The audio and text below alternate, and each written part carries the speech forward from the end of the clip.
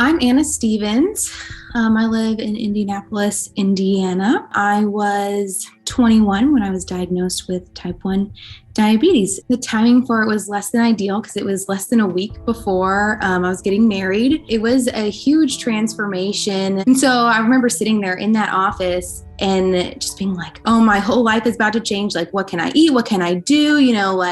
Also, I'm about to go through this other big life change and get married. And it was really overwhelming in that moment, but I was really lucky because I had a girlfriend who was a type 1 diabetic. So I kind of, immediately just jumped into it and said, if this is how I have to live my life now, I just did a bunch of research and it's never going to be a convenient disease.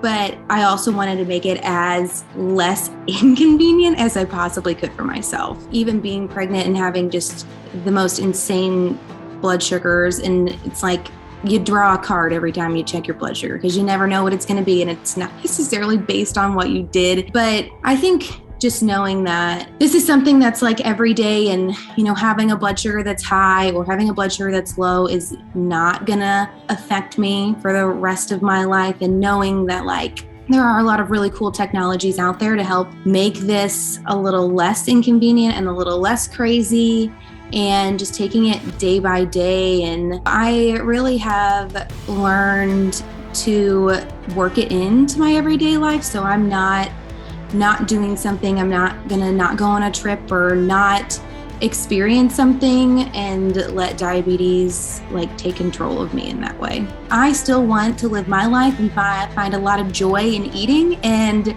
I'm gonna continue to do that. And so just making sure that the things that you find joy in, you just work to find exactly how, with your provider, that how you can work your blood sugars around that and make sure that they are not ruling your life, you're ruling your diabetes.